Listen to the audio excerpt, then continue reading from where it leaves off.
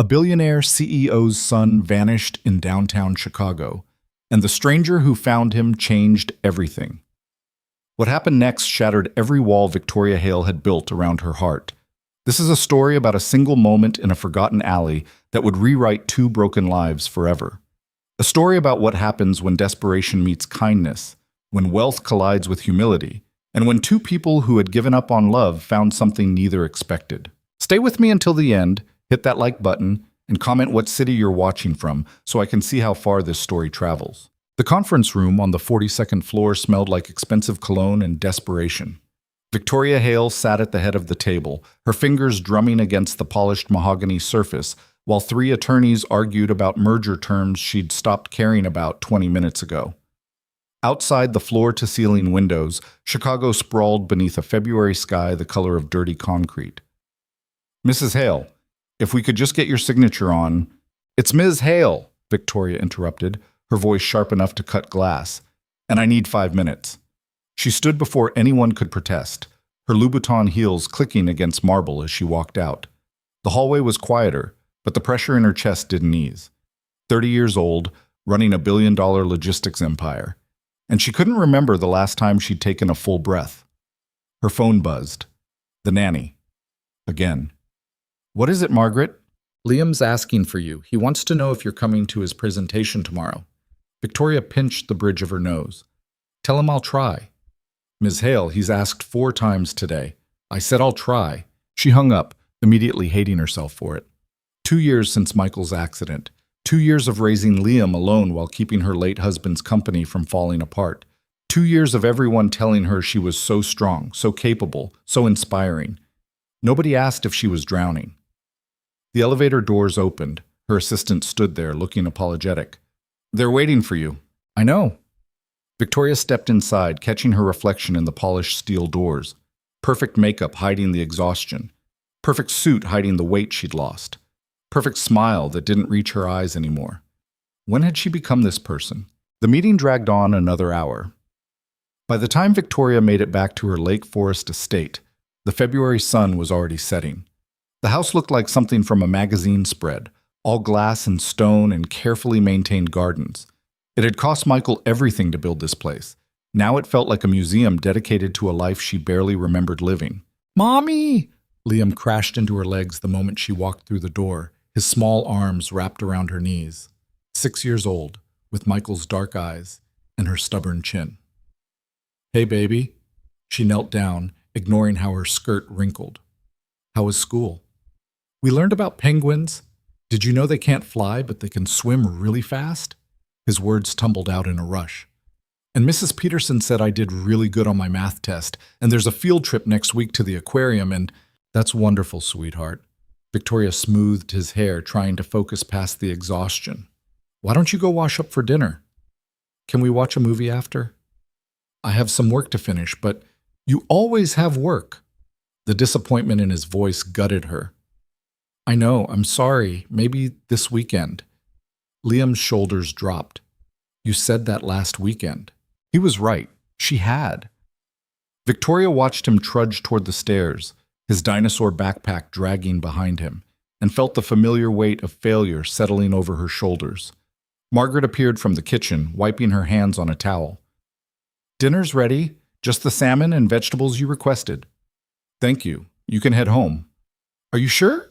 I can stay if—" "I'm fine." The lie came easily now. "Really." After Margaret left, Victoria stood in her enormous kitchen, surrounded by granite countertops and appliances she never used, and realized she couldn't remember the last time she'd cooked a meal, or laughed, or felt anything except this constant, gnawing emptiness.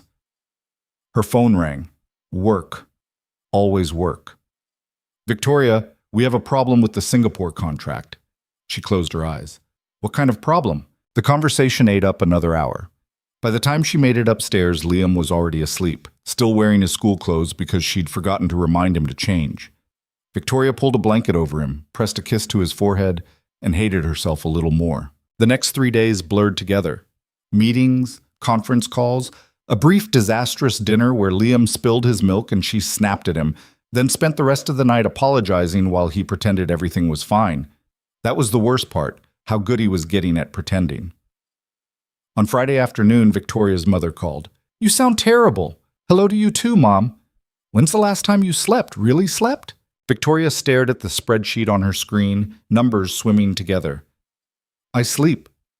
Liam told me you fell asleep at breakfast yesterday." "I was resting my eyes." "Victoria." Her mother's voice gentled. "You can't keep doing this. Michael wouldn't have wanted—" "Don't." Victoria's throat tightened. "Please don't tell me what Michael would have wanted. He's not here." The silence stretched between them, full of all the things they couldn't say. "Take Liam somewhere this weekend," her mother finally said. "Anywhere, just spend time with him. The company won't fall apart if you take a Saturday off." After they hung up, Victoria sat in her office, surrounded by leather-bound books and framed awards, and admitted her mother was right. She was drowning. And worse, she was taking Liam down with her. Saturday morning dawned cold and clear. Victoria woke up with something resembling a plan. Take Liam downtown, let him pick out something at the toy store, grab lunch somewhere he'd like. Normal things. Mother and son things. "Really?" Liam's face lit up when she told him. "We're really going?" "Really, really. Get dressed." They took the train into the city because Liam loved trains, pressing his nose against the window and narrating everything they passed. Victoria watched him, this small person who looked so much like his father, and felt something crack in her chest. "I'm sorry I've been working so much," she said quietly. Liam looked up at her, so serious for a 6-year-old. "It's okay. Grandma says you're very important." "You're more important." He smiled, leaning against her shoulder. "I know." The simplicity of it made her laugh. The first real laugh in weeks. Downtown Chicago on a Saturday afternoon was chaos. The shopping district near State Street teemed with people. Tourists snapping photos, street performers drawing crowds, vendors hawking everything from hot dogs to knockoff handbags. Victoria held Liam's hand tight as they navigated the sidewalks. "Can we go in there?" Liam pointed at a toy store with a window display full of action figures. "Sure, baby. Let's—" A pigeon landed right in front of them, iridescent feathers catching the weak February sunlight. Liam gasped in delight. "Look, Mommy, it's so pretty." The bird took off, and before Victoria could react, Liam jerked his hand free and chased after it. "Liam, wait!" But he was already running, small legs pumping, following the pigeon as it swooped around the corner into an alley. Victoria's heart lurched. She pushed through the crowd, her heel catching on uneven pavement, nearly twisting her ankle. "Liam!" She reached the alley entrance, a narrow gap between a restaurant and an office building, the kind of forgotten Chicago space filled with dumpsters and fire escapes. Her breath came in sharp gasps. Empty. "Liam!" Her voice cracked. "Liam, this isn't funny." Nothing. Just the distant sound of traffic and her own thundering heartbeat. Victoria ran deeper into the alley, her expensive coat catching on a chain-link fence. The alley branched, one path leading behind the buildings, another toward a loading dock. Which way had he gone? "Liam!" A woman smoking outside the restaurant's back door looked over. "You okay?" "My son, he's 6, dark hair, blue jacket. Did you see him?" The woman shook her head. "Sorry, honey, haven't seen any kids." Panic. Real ice water in her veins panic. Victoria fumbled for her phone, fingers shaking so badly she nearly dropped it. Who did she call? The police? How long had he been gone? 30 seconds? A minute? It felt like hours. She ran back to State Street, searching the crowd with wild eyes. Every dark-haired child made her heart stop, but none of them were Liam. How had she lost him? How had she let go of his hand? "Excuse me." Victoria grabbed a security guard's arm. "My son is missing. He's 6 years old. He was just here." The guard's expression shifted to professional concern. "How long ago?" "I don't know, 2 minutes? Maybe 3? He ran into that alley." Her voice was rising, hysteria creeping in. "He was chasing a bird, and I lost sight of him." "Okay, ma'am, stay calm. Let me call this in." But Victoria couldn't stay calm. She couldn't breathe. This was her fault. She'd been distracted, thinking about work, not paying attention. What kind of mother loses her child in downtown Chicago? The kind who's too exhausted to think straight. The kind who's been running on empty for 2 years. The kind who might lose everything that matters while chasing things that don't. And she, 15 minutes earlier, in the alley behind Giuseppe's Italian restaurant, Daniel Brooks had been staring at a half-eaten sandwich and wondering how his life had become this small. 32 years old, 3 part-time jobs that barely added up to 1 living wage, a daughter who deserved so much better than the cramped studio apartment they shared in Pilsen, and a bone-deep exhaustion that no amount of sleep could fix. He sat on an overturned milk crate, taking his lunch break in an alley because the restaurant was slammed and there was nowhere else to sit. The sandwich was turkey and cheese, day-old bread from the discount bakery. It tasted like cardboard, but it was food. Daniel took another bite, trying not to think about the electric bill that was overdue, or the fact that his daughter Emma's school shoes had holes in them, or how his ex-wife had disappeared 3 years ago, leaving him with a 2-year-old and no forwarding address. Some days, surviving felt like an accomplishment. Today wasn't one of those days. Movement caught his eye. A small boy, maybe 6 or 7, came running around the corner, his face flushed with excitement. He skidded to a stop when he saw the alley was a dead end, his head swiveling back and forth. "Hey there," Daniel said gently. "You okay, buddy?" The boy spun around, eyes wide. For a second, Daniel thought he might bolt. Then the kid's lower lip started trembling. "I can't find my mommy." Daniel set down his sandwich, keeping his movements slow and non-threatening. Kids scared easy, especially lost kids. "That's all right. We'll find her. What's your name?" "Liam." The boy's voice was small. "I was chasing a pigeon, and then I couldn't see her anymore." "I'm Daniel. Nice to meet you, Liam." He glanced toward the alley entrance, but no frantic parent appeared. "Where did you last see your mom?" Liam's face scrunched up in concentration. "On the big street? With all the stores?" State Street. Had to be. Daniel pulled out his phone, ancient, cracked screen, but it worked, and was about to dial 911 when Liam's stomach growled. Loud. The kid looked embarrassed. "Sorry. When's the last time you ate?" "Breakfast. We were going to get lunch after the toy store." Daniel looked at his sandwich, his only meal until dinner, which would probably be ramen if he was lucky. Then he looked at Liam's face, still fighting tears, trying so hard to be brave. Wasn't even a choice. "Here." He broke the sandwich in half, offering the bigger piece. "You like turkey?" Liam hesitated. "My mom says I shouldn't take food from strangers." "Your mom's smart, but I think right now she'd want you to eat something, and we're not exactly strangers anymore. We know each other's names." The kid's logic worked. Liam took the sandwich half with both hands, biting into it like he was starving. Daniel watched him eat, remembering countless times he'd done the same thing with Emma, giving her the bigger portion, pretending he wasn't hungry. "Is your mommy nice?" Liam asked through a mouthful of bread. "I bet she is. I bet she's looking for you right now." "She works a lot." Liam swallowed. "Important work. Grandma says she's very busy." Something in the kid's voice, trying to sound grown-up, trying not to sound hurt, hit Daniel right in the chest. He knew that tone. Emma used it sometimes when she said it was okay that they couldn't afford dance classes. Okay that her birthday party was just the 2 of them and a grocery store cake. "I'm sure she misses you," Daniel said. "Come on, let's sit over here where we can see if anyone comes looking." He guided Liam to the milk crate, positioning himself so he could watch both ends of the alley. The February cold was seeping through his thin jacket, but Liam was shivering worse in his fancy designer coat that probably cost more than Daniel made in a month. "You cold, buddy?" Liam nodded. Daniel shrugged off his jacket without thinking, draping it over the boy's shoulders. Now he was freezing, but the kid had stopped shaking. "Thank you," Liam said quietly. "You're nice." Just doing what anyone would do. But that wasn't true, and Daniel knew it.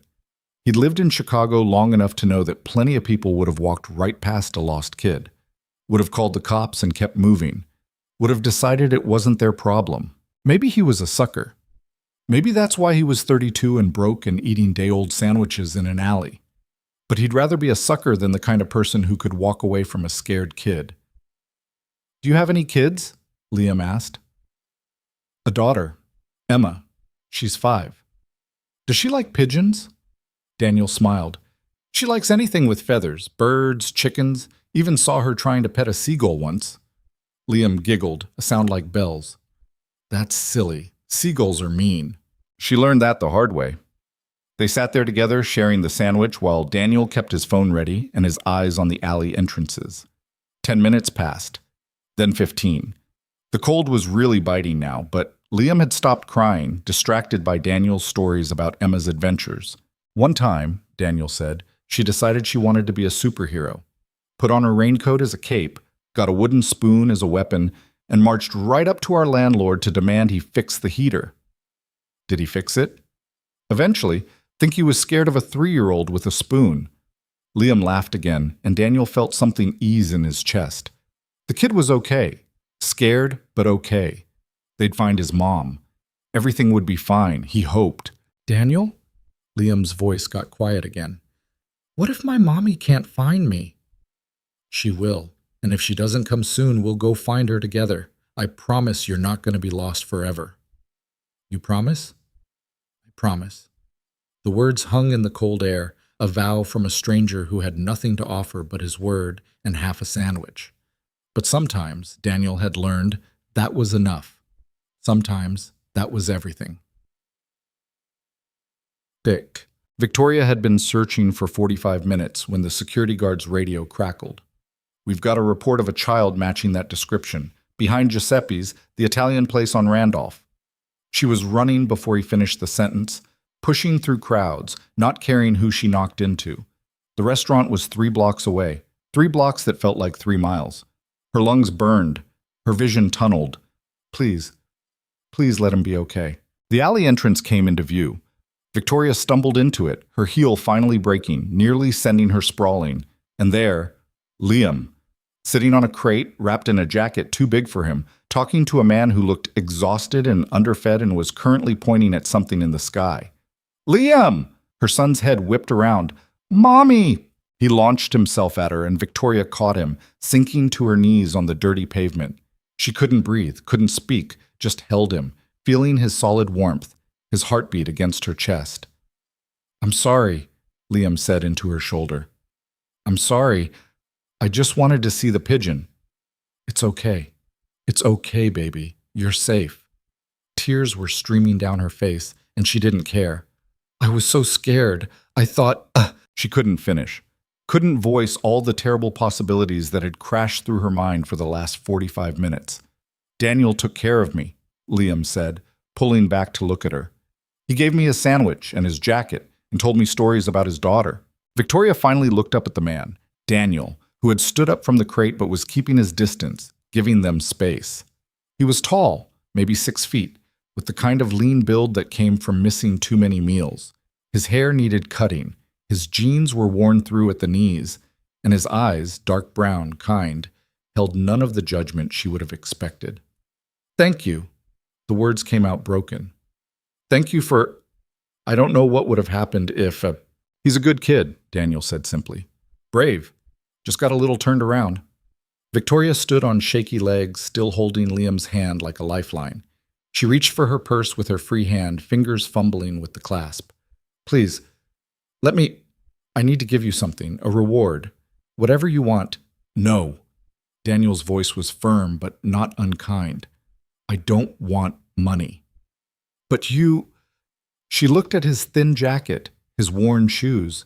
You gave him your lunch, your coat. Let me at least... He was hungry. He was cold. I helped. That's not something you pay for. The simple dignity in his words stopped her.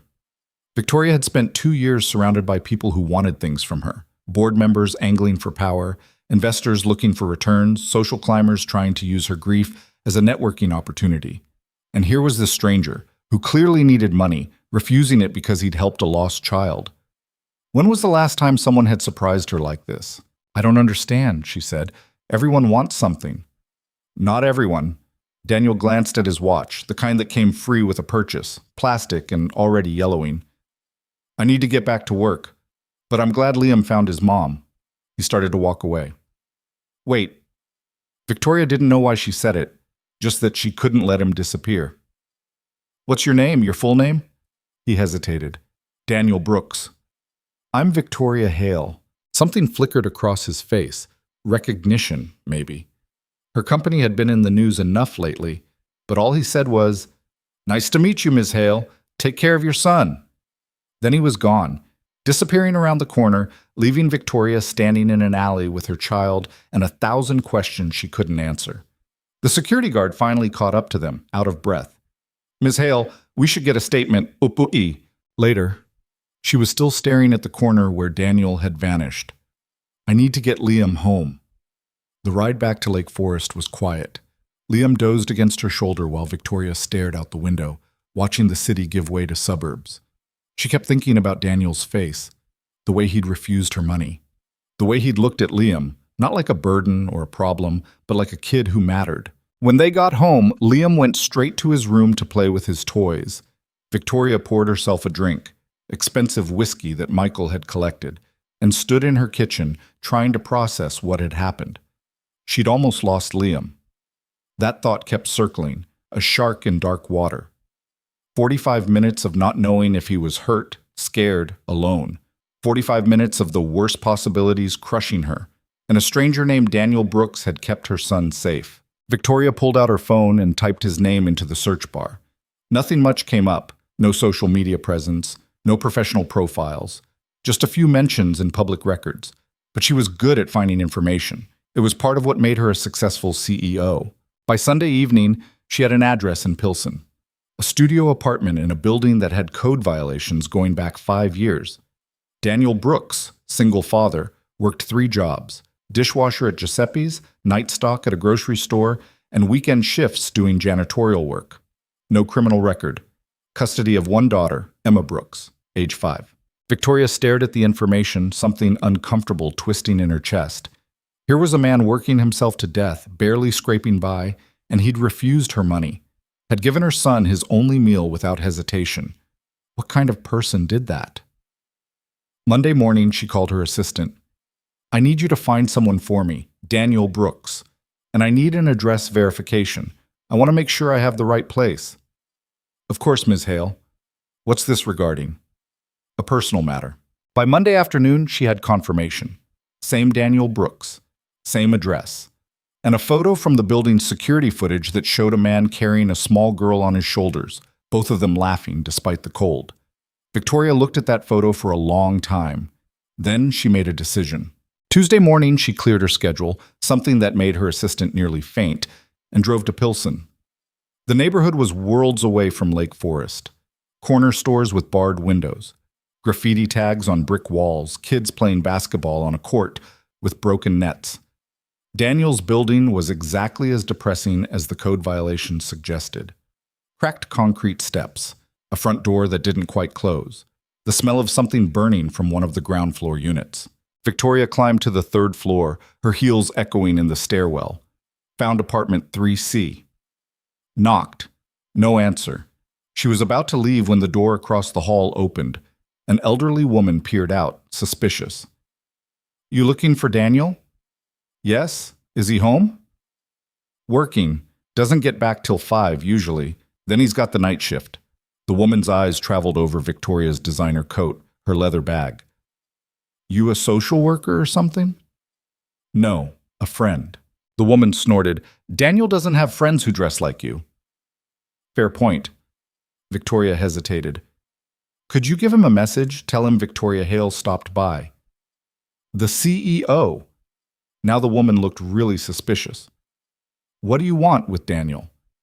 "Like I said, I'm a friend." Victoria left her card, knowing it was a long shot. Daniel probably wouldn't call. Why would he? She was just another rich person trying to insert herself into his life. But Wednesday afternoon, her phone rang.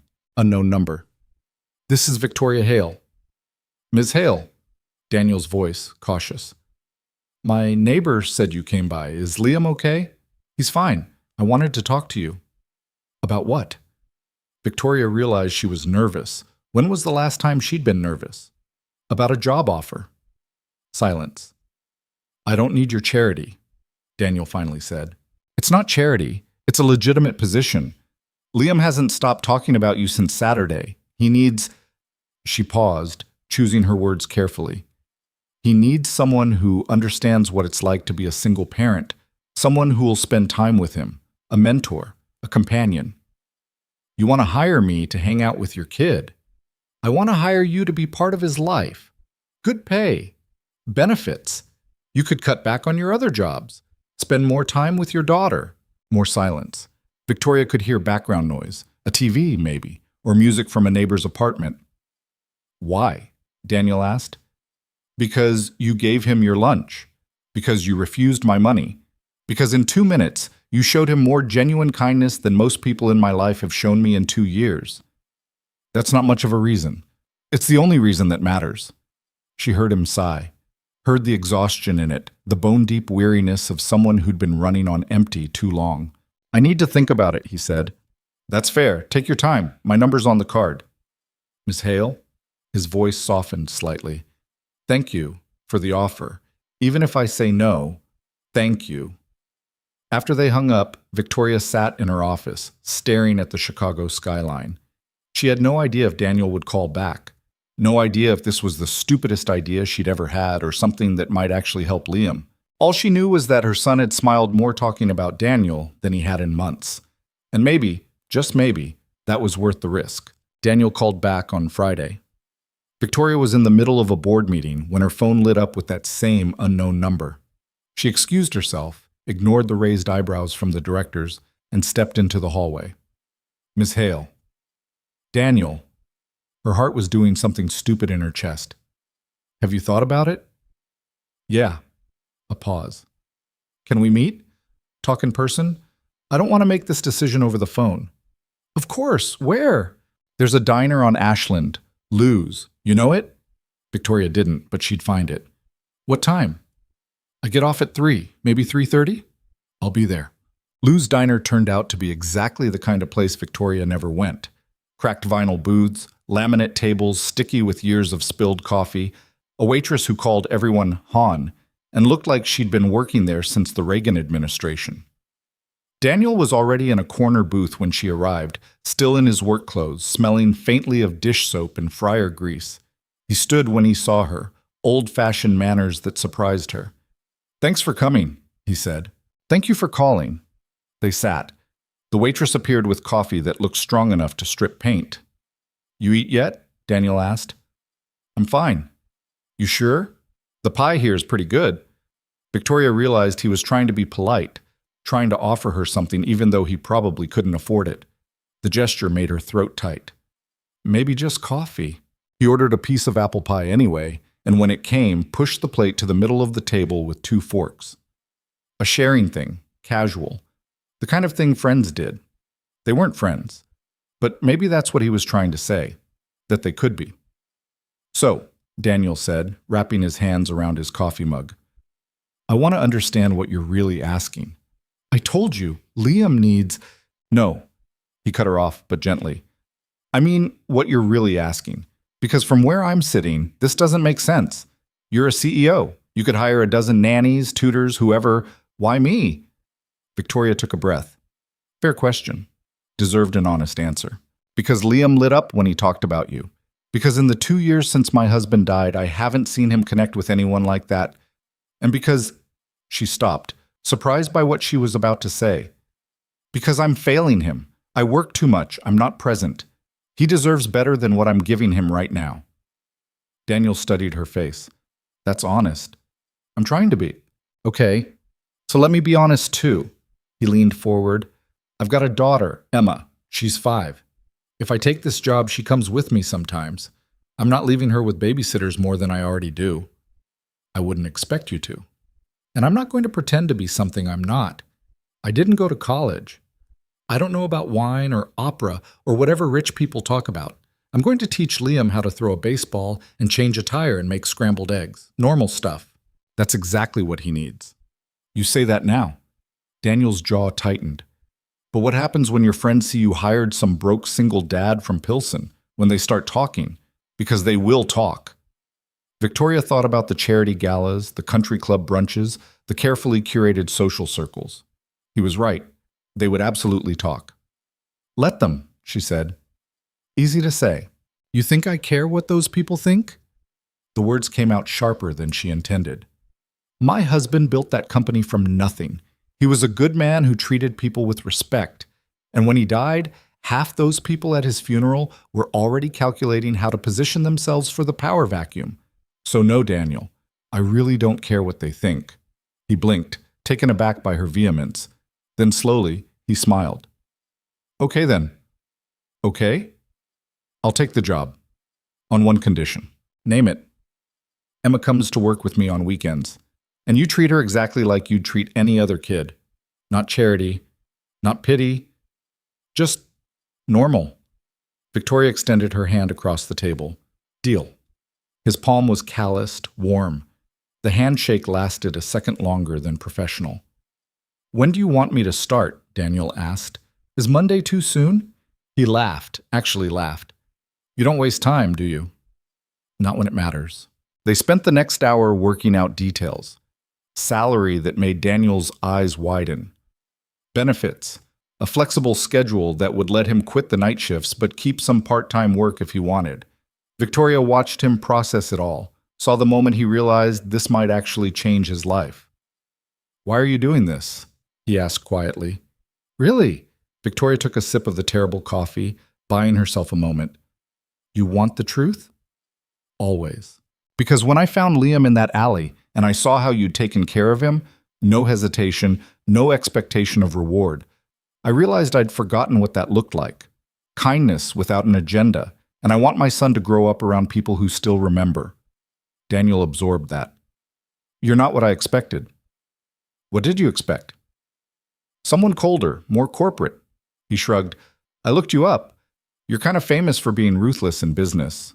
I am ruthless in business. I have to be. But not with Liam. Not with Liam, she agreed. With him, I'm just trying not to screw up. Yeah. Daniel's expression softened. I know that feeling. They finished the pie in comfortable silence. When the check came, Victoria grabbed it before Daniel could protest. Let me get it, he said. I invited you here. You can get the next one. Something passed between them, an acknowledgement that there would be a next one, that this wasn't just a business transaction wrapping up. Outside the diner, February wind cut through the street. Daniel pulled his thin jacket tighter. You need a better coat, Victoria said. I'm fine. It's February in Chicago. You're not fine. She paused. Can I buy you one before you start Monday? Call it a work expense. Ms. Hale, Victoria. If you're going to be around Liam every day, you should probably call me Victoria. He looked uncomfortable. That feels weird. Why? Because you're... He gestured vaguely at her. You. And I'm... Someone I'm employing, someone who's going to help my son. Someone who refused money for doing the right thing. She met his eyes. You're not less than me, Daniel. Don't act like you are. That seemed to shake something loose in him. Okay, Victoria, but I'm still buying my own coat. Stubborn? Yeah, Emma says I got that from my mom. Victoria smiled. I look forward to meeting her. She's shy. Might take her a while to warm up. That's okay. Liam can talk enough for both of them. Daniel laughed again, and Victoria realized she liked the sound. It was genuine, unguarded, so different from the polite social laughter that filled her usual days. I'll see you Monday, he said. What time? Is 9 too early? I'm usually up at 5. 9's practically sleeping in. They said goodbye on the sidewalk. Victoria watched him walk toward the bus stop, hands shoved in his pockets against the cold, and felt something she hadn't felt in a long time. Hope, maybe. Or just the possibility that she'd made a decision that might actually turn out right. Monday morning arrived with more anxiety than Victoria had anticipated. She changed her outfit 3 times. Too formal, too casual, too much like she was trying too hard. Finally settled on jeans and a sweater. Jeans. When was the last time she'd worn jeans on a weekday? Liam bounced around the kitchen, too excited to eat his breakfast. Is Daniel really coming? Today? Right now?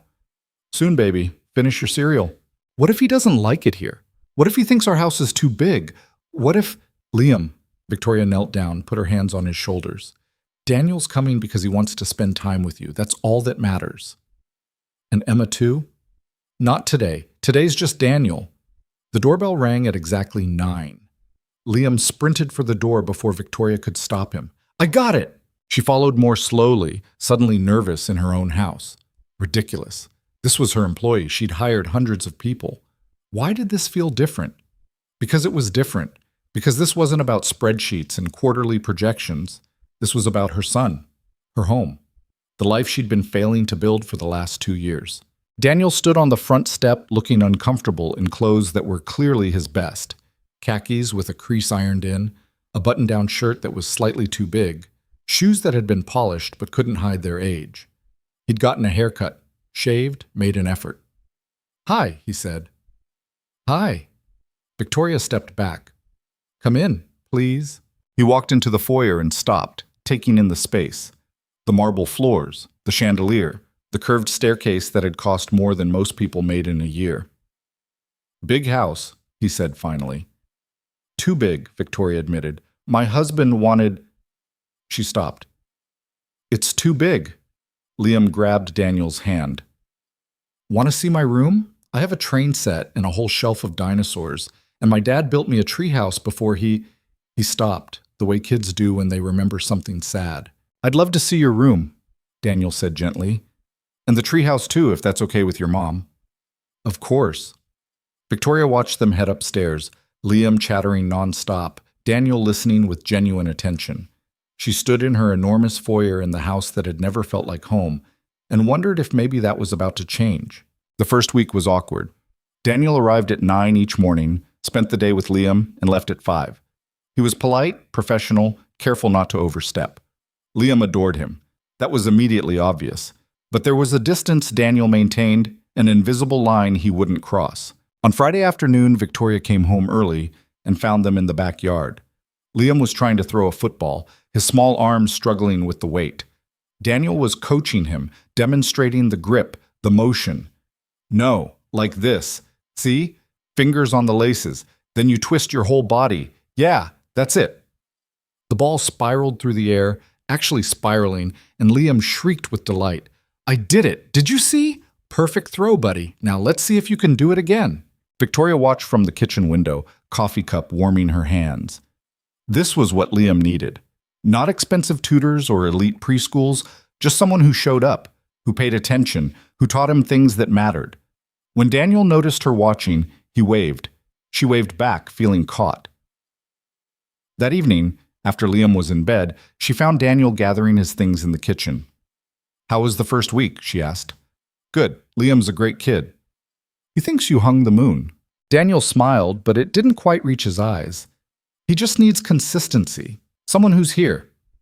"I'm trying." "I know." He cut her off, but not unkindly. "I wasn't criticizing. You work hard. You're doing your best. But kids, they don't understand busy. They just know if you're there or not." It should have stung, would have stung, coming from anyone else. But Daniel said it matter of fact, no judgment, just truth. "My husband used to say the same thing," Victoria said quietly, "that I worked too much. He was right. I didn't know how to stop. And now? Now he's gone, and I still don't know how to stop. But I hired you. That's something. It's a start." They stood in the kitchen, the silence stretching. Not uncomfortable, just present. "Can I ask you something?" Victoria said. "Sure." "Why did you really take this job? And don't say the money. I saw your face when we talked. This scared you." Daniel leaned against the counter. "It did. It does. But Emma deserves better than what I can give her working 3 jobs, and maybe—" He stopped, choosing words. "Maybe I deserve better too. I've been surviving for so long, I forgot what it felt like to actually live." "I understand that. Do you?" He looked at her directly. "Because from the outside, looks like you've got everything. Everything except a life." The words slipped out before she could stop them. "I have money, success, a beautiful son, and I'm still—" She gestured helplessly. "Empty." Daniel nodded slowly. "Yeah, I get that." "Do you?" "I've got Emma. She's everything to me. But some nights, after she's asleep, I sit in our apartment and think, is this it? Is this all there is? Work and worry, and trying to keep our heads above water? What would you want instead?" He laughed, but it was hollow. "I don't even know anymore. College, maybe. Finish the degree I started before Emma's mom got pregnant and disappeared. Or just time. Time to take Emma to the park without checking my watch. Time to read her a full bedtime story instead of the abbreviated version because I have to get to my night shift. You could have that now. If you quit the other jobs. I'm working on it, still wrapping things up at the restaurant. No rush. Take your time. Victoria paused. Bring Emma by tomorrow. Saturday? Let the kids play. We have a whole playroom that never gets used. You sure? I'm sure. The next morning, Daniel arrived with his daughter. Emma was tiny for 5, with dark curls pulled into lopsided pigtails and eyes that took in everything while saying nothing. She hid behind Daniel's leg when Victoria introduced herself. Hi, Emma. I'm Victoria. This is my son, Liam. Liam, bless him, went straight for the direct approach. Want to see my dinosaurs? I have a T-Rex that roars. Emma looked up at her father. Daniel nodded. It's okay, sweetheart. Go ahead. The kids disappeared upstairs. Victoria and Daniel stood in the foyer again, suddenly alone. She's beautiful, Victoria said. Takes after her mom, thankfully. Daniel's expression tightened. Emma's mom was complicated. Left when Emma was 2. Haven't heard from her since. I'm sorry. Don't be. We're better off. He said it flatly, like a fact, but Victoria heard the hurt underneath. Coffee? She offered. Yeah, thanks. They ended up in the kitchen, the only room in the house that felt lived in. Victoria made coffee while Daniel sat at the island, looking around. You cook? He asked. Not really. Margaret, the woman who helps out, she does most of it. I can make basic things, but... She shrugged. Michael was the cook. I was always working. What did he do? Your husband? He built the company I run now. Logistics, supply chain management. Started in his garage, turned it into something worth billions. She handed Daniel a mug. He was brilliant and kind, and I took him for granted. I'm sure that's not true. It is. Victoria sat across from him. I was so focused on helping him grow the business, I forgot to just be with him. And then he had the accident, and suddenly all that time I thought we'd have was gone. Daniel didn't offer platitudes, didn't say it wasn't her fault or that she couldn't have known, just listened. What was the accident? He asked finally. Car crash. Black ice on the expressway. He was driving home from a meeting I was supposed to attend, but I'd sent him instead because I had something else, something that seemed important at the time. Her voice cracked. I don't even remember what it was. Victoria, I killed him. The words ripped out of her. I sent him out in bad weather because I was too busy and he died, and now Liam doesn't have a father, and I don't. She was crying. When had she started crying? Daniel was around the island, crouching next to her chair, his hand on her arm. You didn't kill him. It was an accident, a terrible accident, but it wasn't your fault. How do you know? Because fault requires intent, and you loved him. I can hear it in your voice. You loved him, and you lost him, and that's tragic. But it's not the same as killing him. Victoria looked at him through tears. You're very wise for someone who washes dishes for a living. I've had a lot of practice at guilt. Emma's mom left because I couldn't provide the life she wanted. Couldn't make enough money. Couldn't be enough. I blamed myself for years. But my neighbor, Mrs. Chen, you met her, she told me something that helped. She said guilt is just love with nowhere to go. That's... Victoria inhaled shakily. That's exactly what it is. They stayed like that, her crying, him crouching beside her chair with his hand on her arm, until the storm passed. When she finally stopped, she felt wrung out, but clearer. Sorry, she said. Don't apologize. I've cried in plenty of diners. You can cry in your own kitchen. That made her laugh, watery but real. Thank you. For what? For not treating me like I'm made of glass. Everyone else does. They tiptoe around Michael's death like saying his name will break me. Will it? No. Pretending he didn't exist breaks me. He was real. Our marriage was real. The good and the bad, all of it was real. Upstairs they heard shrieking laughter, both kids playing together. Think they're okay? Daniel asked. I think they're perfect. He stood, offering her his hand. She took it, let him pull her up. You want to check on them? He asked. In a minute. Let them play. They made more coffee. Fell into easier conversation. Daniel's childhood in Indiana, Victoria's ambitious parents, who'd never understood why she married someone they considered beneath her, shared histories of feeling like outsiders, even in their own lives. "Can I ask you something?" Daniel said eventually. "Anything." "Why didn't you remarry? I'm sure you've had offers." "Woman like you." "Woman like me is terrifying to most men." Victoria smiled wryly. "I make more money than they do. I'm smarter than they are, and I don't pretend otherwise. That tends to be a problem. Their loss. Maybe. Or maybe I'm just not ready. I don't know if I'll ever be ready." "That's fair." Daniel traced the rim of his mug. "I don't think about dating, don't have time, don't have the energy. And honestly, the idea of letting someone that close again—" He shook his head. "Emma's mom leaving destroyed me. I'm not rushing to repeat that." "So we're both broken." "Maybe. Or maybe we're just careful." Victoria liked that reframing. Careful instead of broken. It felt less hopeless. The kids eventually came downstairs, Liam dragging Emma by the hand. "Can Emma stay for lunch, please?" Victoria looked at Daniel. "You're welcome to stay." "We should probably go. I've got—" "Stay," she said again, meaning it. "Please, let me make lunch, or attempt to make lunch. Fair warning, it might be terrible." Daniel smiled. Terrible lunch sounds perfect. They ended up making grilled cheese together, Daniel taking over when Victoria nearly burned the first batch, the kids setting the table with mismatched enthusiasm.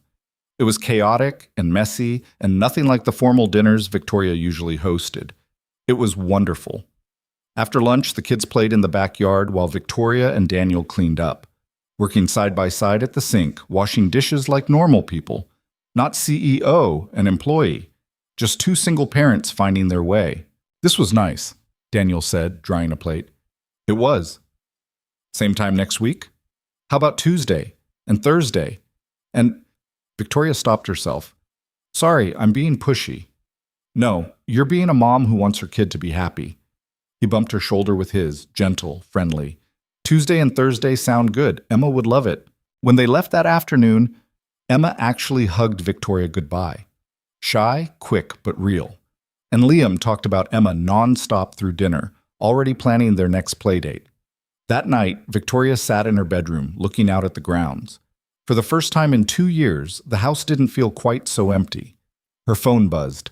A text from an unknown number. "Thanks for today. Emma hasn't stopped smiling. Daniel."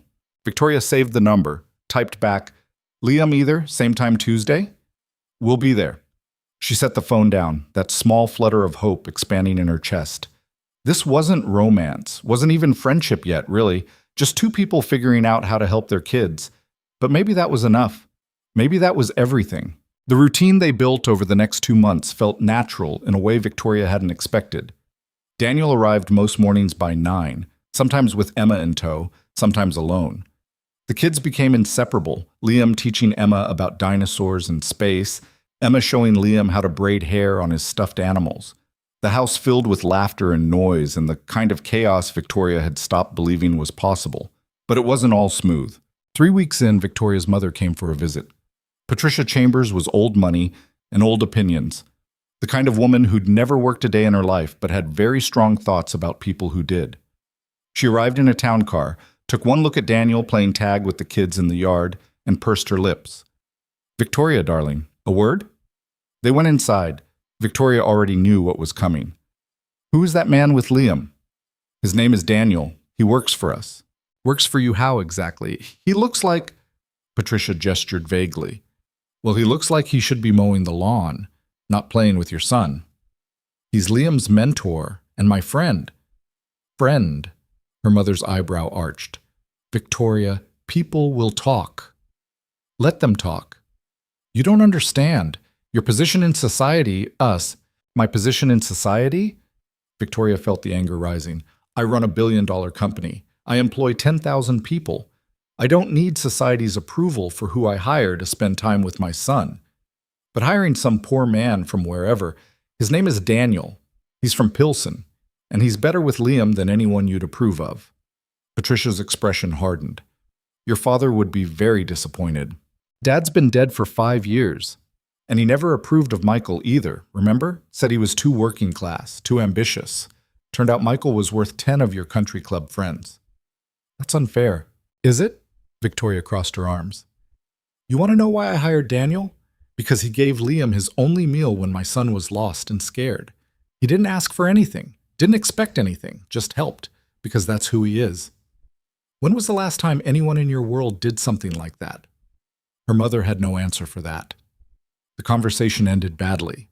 Patricia left in a huff, and Victoria found Daniel on the back porch, watching the kids play. Heard some of that? He said quietly. I can leave if... Don't. Victoria sat beside him. Please don't. She's wrong. About everything. She's your mother. She's worried about you. She's worried about what her friends think. That's different. Daniel was quiet for a moment. This is going to keep happening, you know. People questioning why I'm here, what I want from you. I know. And you're okay with that? Victoria looked at him. Really looked. He'd put on a little weight since starting, the gauntness in his face filling out. His clothes fit better because she'd quietly arranged for a modest wardrobe allowance. He smiled more, laughed easier. He was becoming the person he'd been before life had ground him down. I'm more than okay with it, she said. Something shifted in his expression. Not quite a smile, something deeper. Okay then. But her mother wasn't the only one who noticed the growing closeness between them. By April, the whispers at Victoria's business events had gotten louder. At a fundraiser for the Art Institute, she overheard two women talking by the bar. Did you hear Victoria Hale hired some handyman to watch her son? I heard he's practically living there. Very inappropriate. Well, she always was unconventional. Remember when she insisted on working while pregnant? As if she needed the money. Victoria gripped her champagne glass so hard she thought it might shatter. Ladies, she stepped into their conversation, watching them freeze. If you're going to gossip about me, at least get your facts straight. Daniel isn't a handyman. He's Liam's mentor. And he's a better father figure than either of your ex-husbands ever were to your kids. She walked away before they could respond, her heart pounding. Across the room, her friend Catherine caught her eye and came over. That was spectacular, Catherine said. Also, probably not wise. I don't care. I can see that. Want to tell me what's really going on? They found a quiet corner. Catherine was one of the few people in Victoria's life who'd known her before the money, before the CEO title. They'd been roommates in college, before Victoria met Michael, before everything changed. There's nothing going on, Victoria said. Daniel works for me. That's it. Uh-huh. And I'm the Queen of England. Catherine, honey, I've known you for 15 years. I saw how you looked at Michael, and I see how you look at Daniel. It's not the same, but it's something. Victoria took a long drink of champagne. It can't be something. He works for me. It would be completely inappropriate. Since when do you care about inappropriate? Since... Victoria stopped. Since when? Since I don't want to mess this up. Liam needs him. I need him. But not like that. Are you sure? No. She wasn't sure. That was the problem. The gala continued around them. Wealthy people in expensive clothes, making small talk and large donations, all of it feeling increasingly hollow. Victoria excused herself early, claiming a headache that wasn't entirely a lie. When she got home, the house was dark except for a light in the kitchen. She found Daniel there, reading at the table while Emma and Liam slept upstairs. He'd stayed late to watch the kids while she went to the fundraiser. You're back early, he said, looking up. It was terrible. People are terrible. What happened? Victoria told him about the women at the bar, about her mother's visit, about all the small cruelties that came with being scrutinized. Daniel listened without interrupting. I'm making your life harder, he said when she finished. No, you're making it better. They're making it harder. Same result. Not even close. Victoria sat across from him. Daniel, if I fired you tomorrow, would my life be simpler? Probably. Would it be better? Not a chance. You might change your mind about that. I won't. He studied her face in the dim kitchen light. You're not like other people I've met. Is that good or bad? I'm still figuring that out. It should have stung. Instead, it made her laugh. Fair enough. Want some tea? I made a pot. They drank tea in companionable silence. Outside, April rain started pattering against the windows. The house felt smaller, cozier, less like a museum and more like a home. Can I ask you something? Victoria said eventually. Always. Do you ever regret taking this job? Honestly, Daniel considered the question. Sometimes I feel like I'm playing pretend, like I'm going to wake up back in my studio apartment, heading to my third shift, and this will all have been a dream. But then Emma laughs. Really laughs. Not the scared little giggle she used to do. And I realize maybe I deserve this. Maybe we both do. You do deserve it, both of you. You keep saying that. Daniel set down his mug.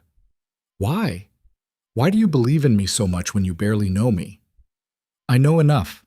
I know you gave Liam your lunch. I know you work 3 jobs to support your daughter. I know you're kind and patient and genuine in a world where those things are rare. You're romanticizing me. I'm seeing you clearly. The air between them felt charged, dangerous. Victoria stood up, putting distance between them. I should check on Liam. Victoria, Daniel's voice stopped her at the doorway. Thank you for tonight, for this job, for everything. You're welcome. Upstairs, she found both kids asleep in Liam's room. Emma curled up on the floor with a pile of blankets. Liam sprawled across his bed. They looked peaceful, happy, like they'd found something neither had expected. Victoria knew the feeling. By May, Daniel had quit his other jobs entirely. It was Victoria's doing. She'd given him a raise substantial enough that he couldn't justify the exhaustion anymore. At first he'd protested, but she'd been firm. You're worth it, and you can't help Liam if you're running yourself into the ground. The extra time transformed him. He started taking online classes toward the engineering degree he'd abandoned, started cooking real meals instead of surviving on whatever was cheapest, started looking less like a man barely hanging on and more like someone building a life. And Victoria noticed. She tried not to, but she noticed everything. The way he rolled up his sleeves when playing with the kids, how he sang off-key while making breakfast, the rare smile that reached his eyes when something genuinely delighted him. She was in trouble. She knew it. June brought Liam's 7th birthday. Victoria wanted to throw him a party, the kind with bounce houses and magicians and too much sugar. But Liam had other ideas. Can we just have Emma and Daniel and maybe go to the zoo?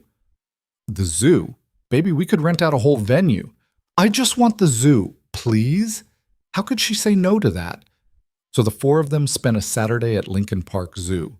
It was perfect in its simplicity, watching the lions, feeding the giraffes, eating overpriced ice cream that dripped down their hands. Normal family things, except they weren't a family. Not really, but it felt like one. At the penguin exhibit, Daniel lifted Emma onto his shoulders so she could see better.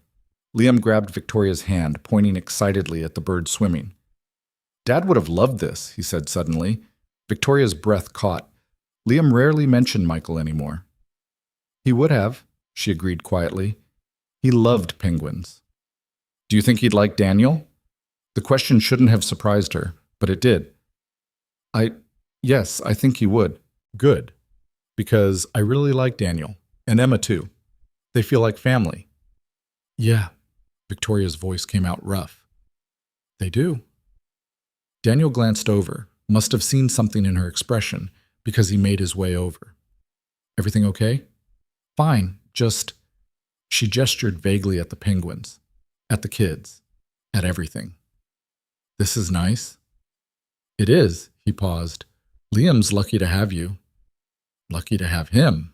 They stood together, watching their children watch the penguins, and Victoria felt that dangerous warmth spreading through her chest again.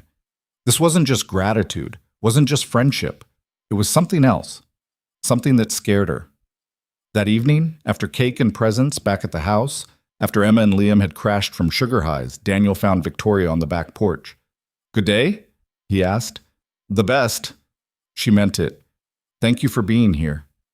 Where else would I be? Exactly. Where else would he be? This had become his life too, his and Emma's. They'd woven themselves into the fabric of the Hale household so thoroughly that Victoria couldn't imagine it without them. Daniel, She stopped, not sure how to finish. What? Nothing. Just thank you. But it wasn't nothing. It was everything. It was the realization that somewhere between February and June, between the alley and this moment, she'd started falling for him. And she had no idea what to do about it. The realization terrified her enough that she pulled back. Started working longer hours again. Made excuses for why she couldn't be home for dinner. Put distance between herself and the growing feelings she didn't know how to handle. Daniel noticed. Of course he noticed. "You've been busy lately," he said one evening in early July. "Big merger. It's complicated." Right, the merger. He didn't believe her. She could hear it in his voice.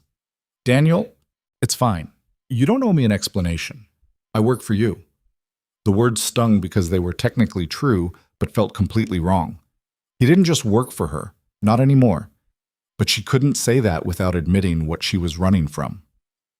"I should go," he said. "Emma's with the sitter, and I don't like leaving her too long." After he left, Victoria sat in her empty kitchen and admitted the truth. She was scared. Scared of getting hurt again. Scared of hurting him. Scared of what it would mean if she let herself feel this. Her phone rang. "Catherine." "You're being an idiot," Catherine said without preamble. "Hello to you too. I saw the way you looked at him at Liam's birthday, and I saw the way he looked at you, so why are you hiding?" "I'm not hiding." "You're absolutely hiding. You've been in love with him for months, and instead of doing something about it, you're working 70-hour weeks like that's going to make it go away." "He works for me. It would be inappropriate, a power imbalance. I could ruin his life, or you could make both your lives better. But you won't know unless you're honest with him."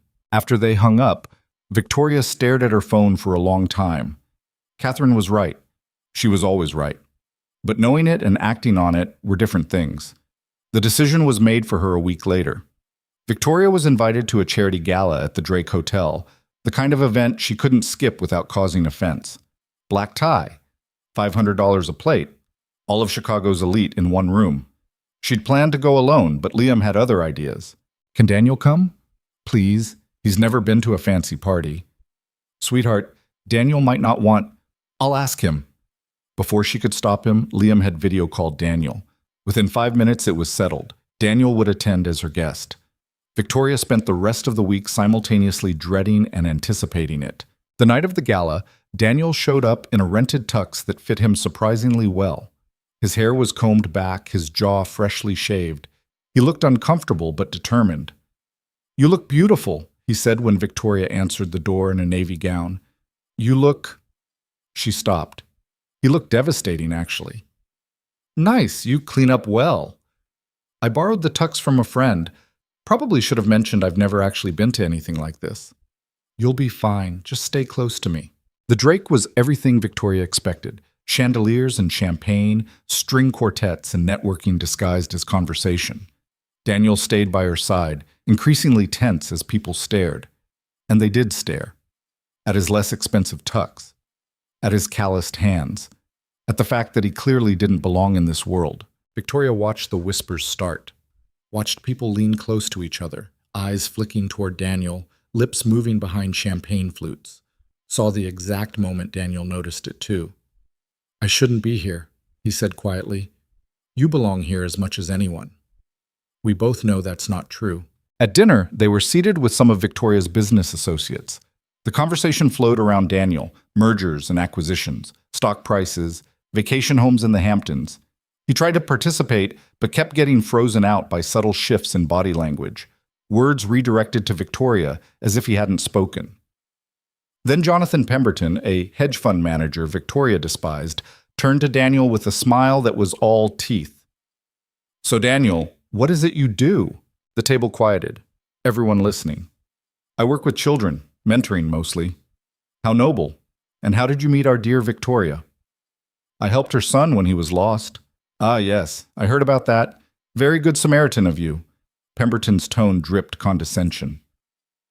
"Must be quite a change, going from whatever you were doing before to spending time at the Hale estate, rather like winning the lottery, I imagine." Daniel's jaw tightened. "It's a job. I earn my pay." Of course. No judgment. We all have to make a living somehow." Victoria felt rage building in her chest. "Jonathan, maybe you should—" "I'm just making conversation, Victoria. No need to get defensive about your charity case." The words hung in the air. Charity case. As if Daniel was some pet project, some amusing diversion. Daniel stood up so abruptly his chair scraped across the floor. "Excuse me, I need some air." He walked away before Victoria could stop him. She turned to Pemberton with a fury that made him lean back. "You're an ass, Jonathan. You always have been. But that was beneath even you. I was just, save it. And next time you want to donate to one of my foundations, don't bother." She went after Daniel, finding him on the terrace overlooking Michigan Avenue. The July night was humid, the city lights bright below. "I'm sorry," she said. "For what?" "You didn't say it. I should have stopped it sooner. I should have—" "What?" Daniel turned to face her. "Defended me? Told them I'm not just some charity case? Because that's what I am, Victoria. To them, to everyone in there, that's all I'll ever be." "That's not true, isn't it? I'm the poor guy from Pilsen who got lucky, who got hired by a rich widow. They'll never see me as anything else." "I don't see you like that." "Don't you?" His voice was raw. "At least a little?" The question hit her like a slap. "No. I see someone who's kind and genuine and better than anyone in that room. I see someone who makes my son laugh. Someone who—" She stopped, the words catching in her throat. "Someone who what?" Victoria took a breath. Here it was. The moment she'd been running from for months. "Someone I'm falling in love with." The silence stretched between them. Daniel stared at her, his expression unreadable. "You can't say things like that," he finally said. "Why not?" "Because I work for you. Because this is complicated. Because—" He ran a hand through his hair, destroying the neat styling. "Because I've been in love with you since April, and I've been trying so hard not to be." Now it was Victoria's turn to be speechless. "You— what?" "You're brilliant and beautiful, and you care about people in a way that's rare. You make me want to be better. And I know it's inappropriate. I know I'm just the guy you hired, but I can't keep pretending I don't feel this." Victoria closed the distance between them. "Then don't pretend." "Victoria," she kissed him. Just did it before she could overthink it. His lips were warm, soft, tasting like champagne. For a second he froze. Then he was kissing her back, his hands coming up to frame her face, gentle and sure. When they broke apart, both breathing hard, Daniel rested his forehead against hers. "This is a terrible idea," he whispered. "Probably. Everyone in there is going to have opinions. Let them. I don't want to screw this up. What we have with the kids, we won't." Victoria pulled back to look at him. "We'll figure it out, together." "You're sure?" "I've never been more sure of anything." Daniel kissed her again, deeper this time, and Victoria felt 2 years of loneliness and grief start to crack open. Not disappearing. That wasn't how healing worked, but making room for something new, something real. When they finally went back inside, hand in hand, the ballroom went quiet. People stared, whispered.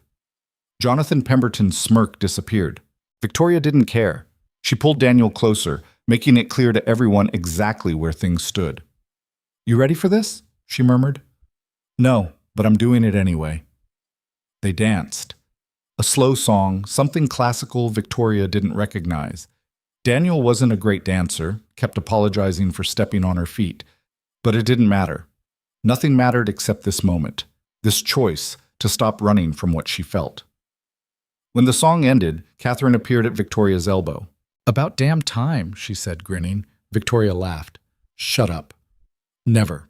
I'm going to remind you of this for the rest of your life. You know that, right?" "I'm counting on it." They left the gala early, driving home through the warm summer night.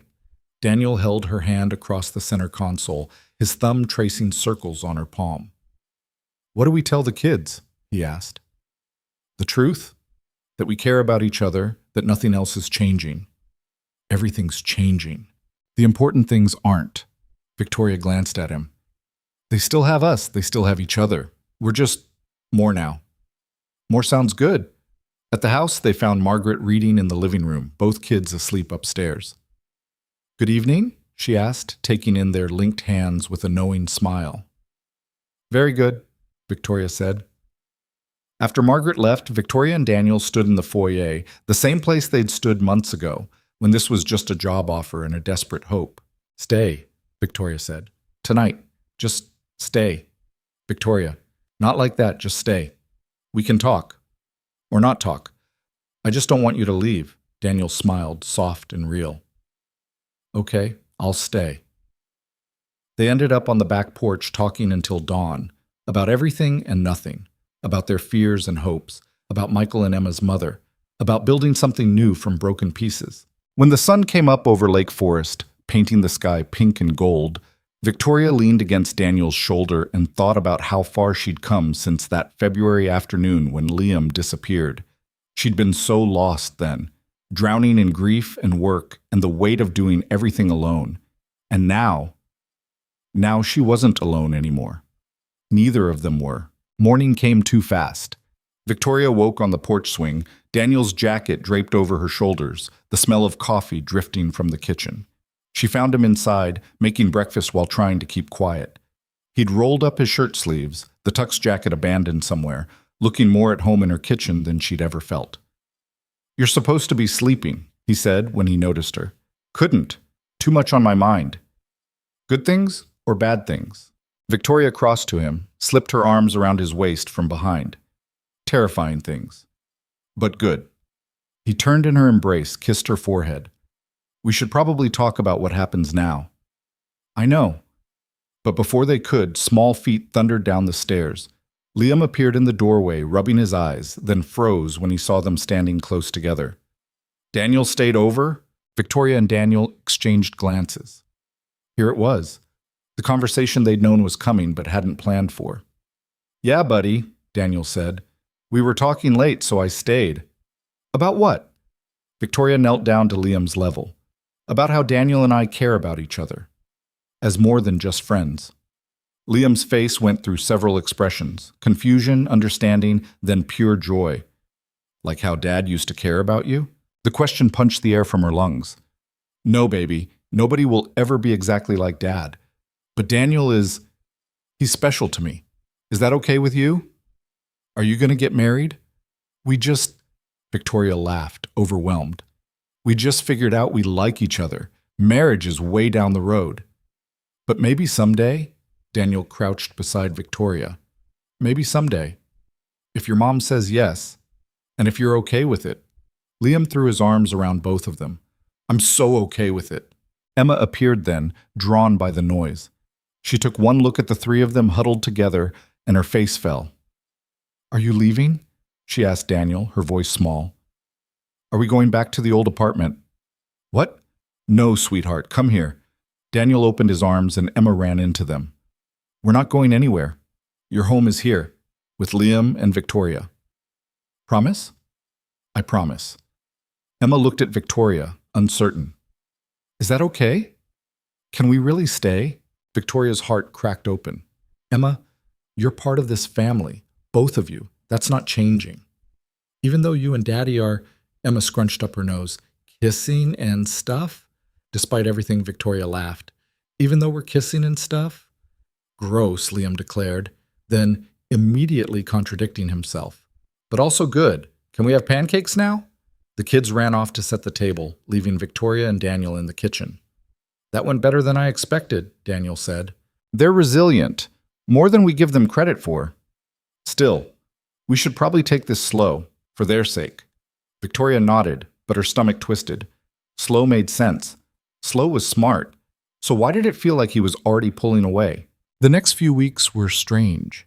Daniel still came to work every day, still spent time with Liam, but there was a new tension between him and Victoria. They'd stolen kisses when the kids weren't looking, held hands under the dinner table, but Daniel always left at the end of the day. Always went back to the small apartment he and Emma still technically lived in, even though they spent most of their time at the estate. "You could just move in," Victoria said one evening in late July. They were in the garden, watching the kids chase fireflies. "That's a big step. You're already here every day. As an employee, moving in would be different." "Why? Because of what people would think?" Daniel sighed. "Partly. And partly because I don't want to rush this. What if it doesn't work out? What if we're better as whatever we were before?" "You don't believe that?" "No, but I'm scared of screwing this up." He took her hand. "I've got one shot at giving Emma a stable life.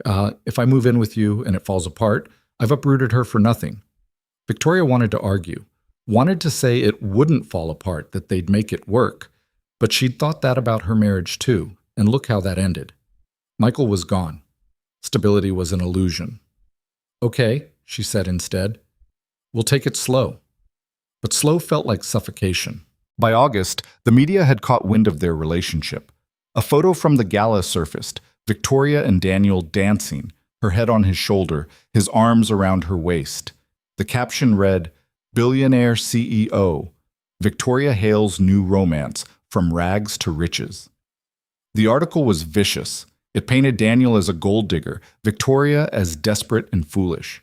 It dredged up Michael's death, questioned her judgment, implied she was neglecting Liam for a fling with the help. Victoria read it on her phone during a board meeting and felt physically sick. "You okay?" her CFO asked. "Fine. Let's continue." But she wasn't fine. The article had been shared thousands of times.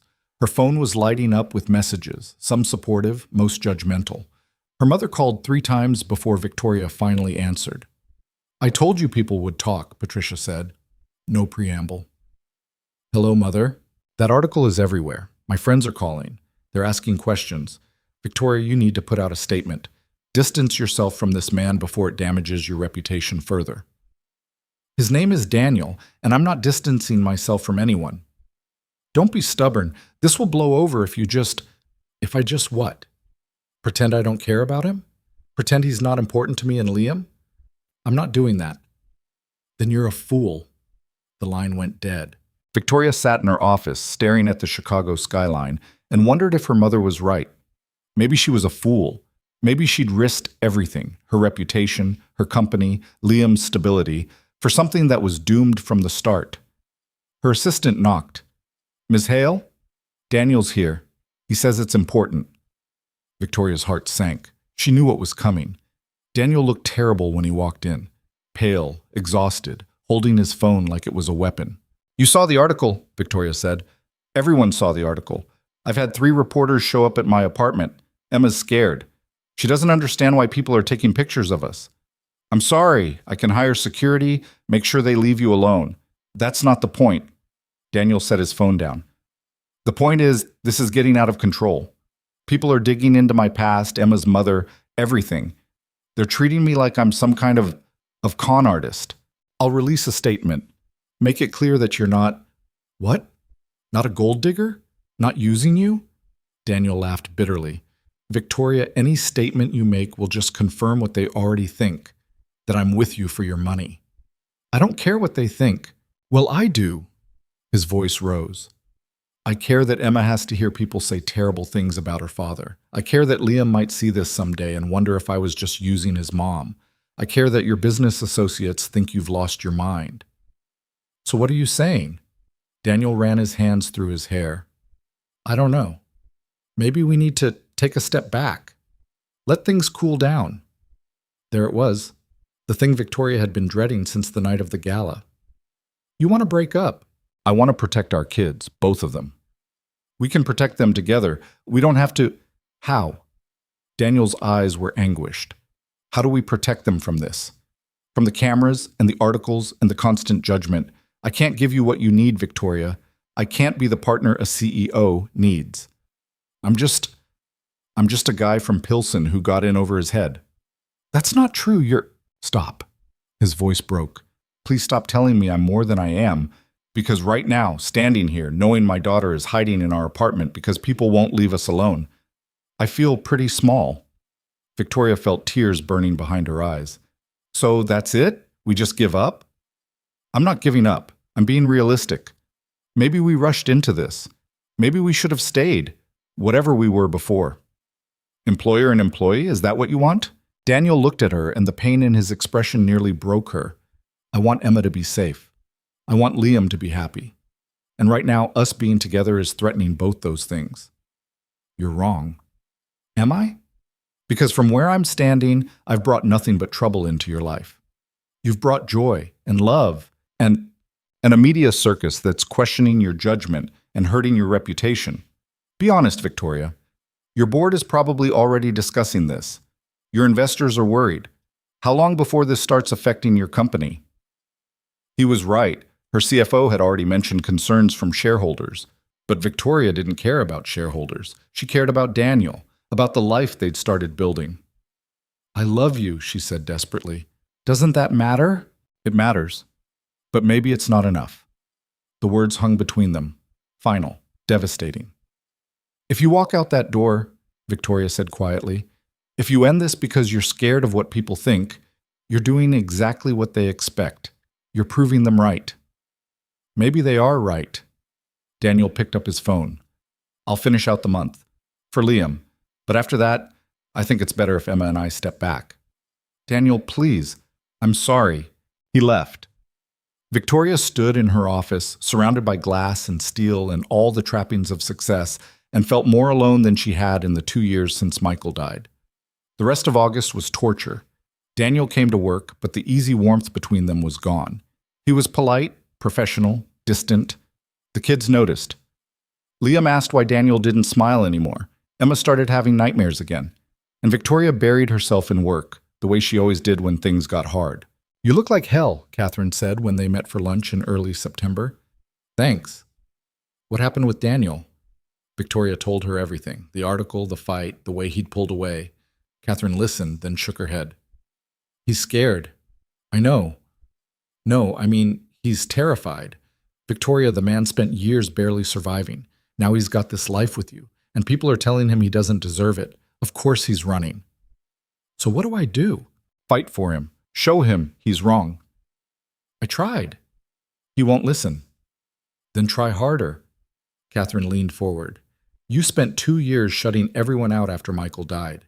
You were drowning, and you refused to let anyone help. Daniel's doing the same thing. Don't let him."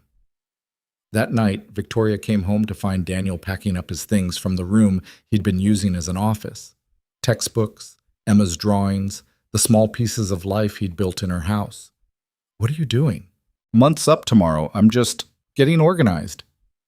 "You don't have to do this." Daniel kept packing. "Yeah, I do." "Why? Because some strangers wrote mean things? Because my mother disapproves? Since when do you care about that?" "Since those strangers started camping outside Emma's school. Since she came home crying because another kid said her daddy was a gold digger and she didn't know what that meant." Victoria's stomach dropped. "When did this happen?" "Yesterday. I was going to tell you, but—" He shrugged. "What's the point? It doesn't change anything." "It changes everything. Daniel, we can switch schools, hire security. So Emma can spend her childhood surrounded by bodyguards because her father was dumb enough to fall in love with someone out of his league. That's not the life I want for her." "Out of your league?" Victoria felt anger replacing desperation. "Is that really what you think? That I'm too good for you?" "Aren't you?" "No, I'm a mess, Daniel. I work too much. I don't know how to cook. I nearly lost my son because I wasn't paying attention. You're kind and patient, and you've built a life from nothing. You're not beneath me. If anything—" "Stop." Daniel set down the box he was holding.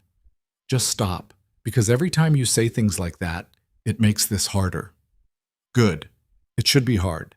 Giving up on us should be the hardest thing you've ever done. You think this is easy for me?" His voice rose. "You think I want to walk away from you? From Liam? This house is the first place that's felt like home in years. You're the first person who's made me feel like I could be more than just surviving, and I'm leaving anyway because I love you too much to let you ruin your life for me." "You're not ruining my life. The front door slammed. Liam's voice called out, "Mom? Daniel? Where are you?" They both fell silent. Victoria wiped her eyes. Daniel turned away, composing himself. Liam appeared in the doorway, Emma right behind him. Both kids took in the packed boxes, the tension in the room. "What's going on?" Liam asked, his voice small. Daniel crouched down. "Emma and I are going to go stay at our old apartment for a while." "Why?" Emma's eyes filled with tears. "Because—" Daniel looked at Victoria helplessly. "Because grown-ups are stupid," Victoria said. She knelt beside Daniel. "And we're figuring some things out." "Are you breaking up?" Liam asked. "Like Jacob's parents did before they got divorced?" "We're not married, buddy, so we can't get divorced." "But you love each other." Liam looked between them. "You said you did." "We do," Victoria said. "Sometimes that's not enough." "That's dumb." Liam crossed his arms. "Love should be enough." out of the mouths of 7-year-olds. It's complicated, Daniel said gently. Because people are mean? Emma asked. Because of the article.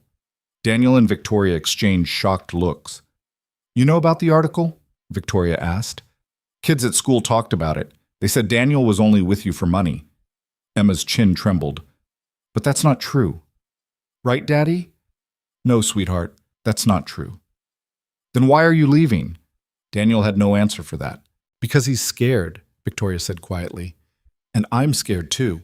We're both scared of messing this up. But you already messed it up, Liam pointed out, by being scared. The kid had a point. Daniel stood up, ran his hands through his hair. Liam, Emma, can you give us a minute? Are you going to fix it? Liam asked. I don't know. You should try. That's what you always tell me. Try even when it's hard. After the kids left, Victoria and Daniel stood in the half-packed room. They're smarter than us, Daniel said. Most people are. He laughed, broken and tired. I don't know how to do this, Victoria. I don't know how to be with you and protect Emma and deal with all the... He gestured vaguely. All the outside noise. Neither do I. But I know I'm tired of being scared. I've been scared since Michael died. Scared of failing Liam, scared of running the company into the ground, scared of being alone forever.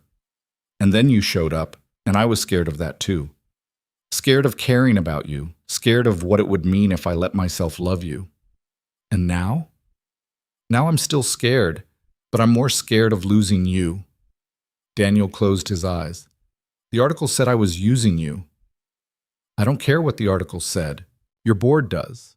Your investors do. What if they're right? What if being with me damages everything you've built?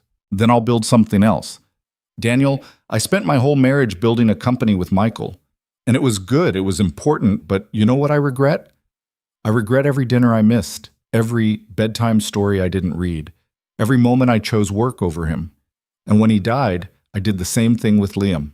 Worked more, felt less, pretended if I just stayed busy enough I wouldn't have to face how empty everything was. Victoria, I'm not finished.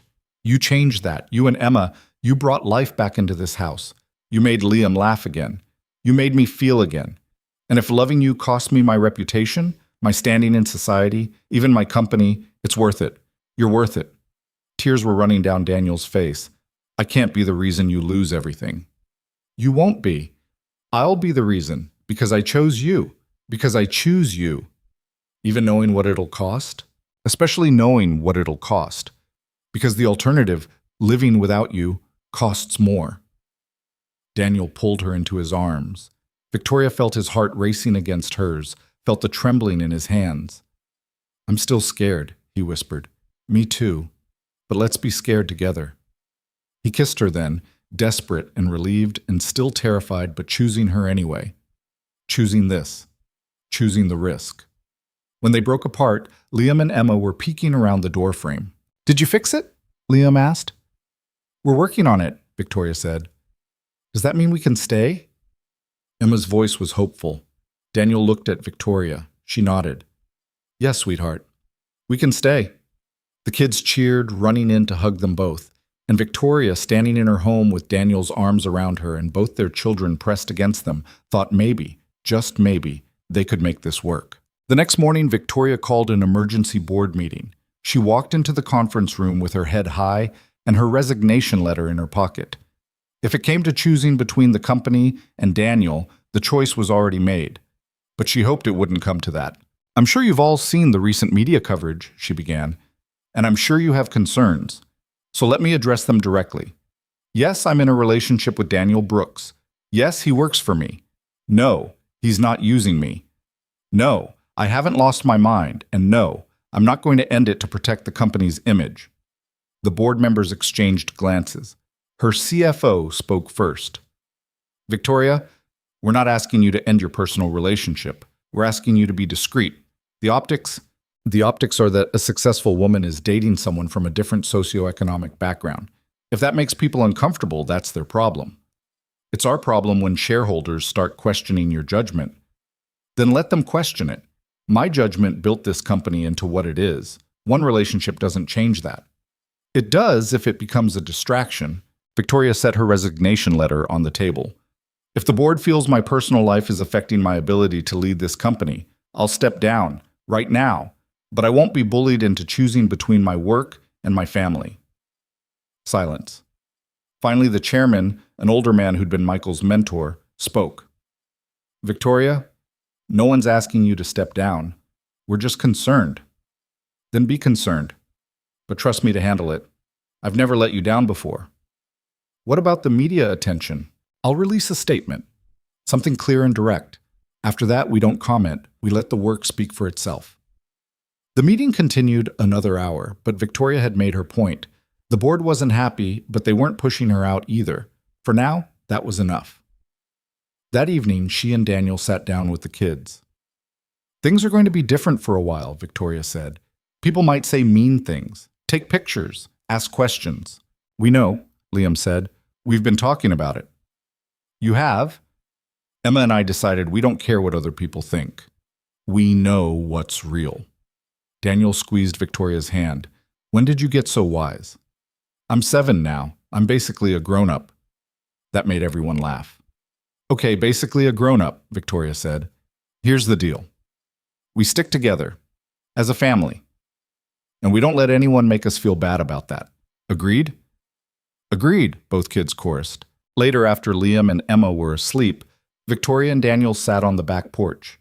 The September night was cooling down, summer finally releasing its grip. You really would have resigned, Daniel said, if they'd pushed. Without hesitation. That's insane. Is it? I can always find another job. I can't find another you. He pulled her close. I still think you're too good for me. And I still think you're an idiot for believing that. They sat in comfortable silence, watching the stars come out over Lake Forest. I enrolled in classes, Daniel said eventually, at Northwestern, engineering program, part-time. That's wonderful. Figured if I'm going to be part of your life, I should probably finish my degree. Make something of myself. You already are something, but I'm glad you're doing it for you. I'm terrified I'll fail. You won't. But if you do, we'll figure it out, together. Together, Daniel repeated, like he was testing the word. I'm still getting used to that. Me too. They stayed out there until the cold drove them inside. Victoria locked up the house while Daniel checked on the kids. They met in the hallway and for a moment just looked at each other. Stay tonight, Victoria said. Really stay. Not on the couch or in the guest room. With me. You sure? I'm sure. And for the first time, Daniel did. They lay in bed talking until late, about everything and nothing, until finally falling asleep tangled together. Victoria woke up first, watching Daniel sleep. His face was peaceful, younger without the worry that usually creased his forehead. She thought about everything that had happened, from that February afternoon in the alley to this September morning. All the fear and joy and complication. It wasn't perfect. Their relationship would face more challenges, more judgment, more obstacles. But lying there in the early morning light, with Daniel beside her and both their children safe down the hall, Victoria thought maybe imperfect was enough. Maybe imperfect was everything. The weeks that followed weren't easy. Victoria released her statement, short, direct, unapologetic, and the media had a field day anyway. But gradually, as they refused to engage with the noise, the fervor died down. People found new scandals to obsess over. Life continued. Daniel moved in officially in October. Not with fanfare or announcement, just the quiet accumulation of his and Emma's things throughout the house. Her toothbrush next to his in the bathroom. His engineering textbook stacked on the coffee table. Emma's artwork covering the refrigerator door that had been blank for too long. The house stopped being a museum and became a home, but not everyone was ready to accept it. Victoria's mother showed up unannounced on a Saturday morning in late October, her face pinched with disapproval. We need to talk, Patricia said, pushing past Victoria into the foyer. Hello, Mother. Please, come in. Victoria's sarcasm was lost on her. They ended up in the living room.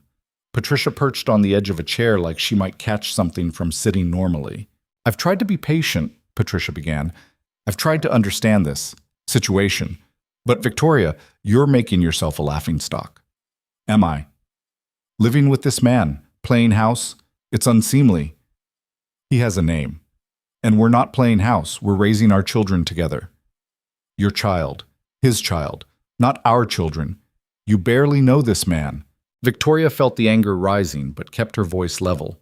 I know him better than I knew most of the men you tried to set me up with after Michael died.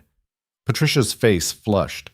Those men were appropriate, successful, from good families. Those men were boring and entitled and treated me like a trophy. Daniel treats me like a person. He treats you like a meal ticket. Get out. Patricia blinked. Excuse me? I said get out of my house now. Victoria, I'm your mother. Whoa. And I'm a 30-year-old woman who doesn't need your approval anymore.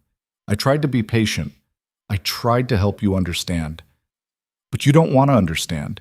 You just want me to live the life you think I should have. Victoria stood, walked to the door, opened it. So leave. And don't come back until you can be respectful to Daniel. You're choosing him over your own mother? I'm choosing happiness over judgment. There's a difference. Patricia gathered her purse with sharp, angry movements. You'll regret this. When he leaves you for someone younger, someone with less baggage, you'll regret it. Maybe. But it'll be my regret, my life, my choice. Her mother left without another word. Victoria closed the door and leaned against it, shaking. Daniel appeared from the kitchen, where he'd obviously been listening. You okay? No, yes, I don't know. She turned to him. Did I just destroy my relationship with my mother? You set a boundary. There's a difference. She might never speak to me again. Then that's her choice. You gave her the option to stay. She chose not to take it. Victoria pressed her face into his shoulder. Why does doing the right thing feel so terrible? Because the right thing is usually hard. If it was easy, everyone would do it. They stood there in the foyer, holding each other, until Liam called down, asking if they wanted to see the Lego castle he and Emma had built. Normal life reasserting itself. Small mercies. That evening, after the kids were in bed, Victoria found herself in the kitchen staring at her phone. Catherine had sent her a link to a blog post. She shouldn't read it. She knew she shouldn't, but she opened it anyway. The post was titled, When CEOs Lose Their Way, Victoria Hale's Midlife Crisis. It was worse than the first article. More personal, more vicious. It questioned her mental state, her fitness to lead, whether she was neglecting Liam for her boy toy. Victoria felt sick.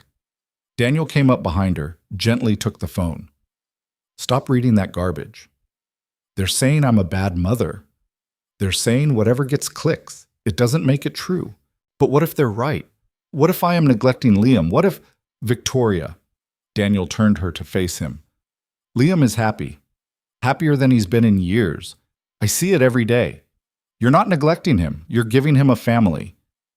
A broken family, not what he should have. There's no such thing as a perfect family. Just people doing their best. And you're doing your best. Victoria wanted to believe him, but doubt was easier than faith.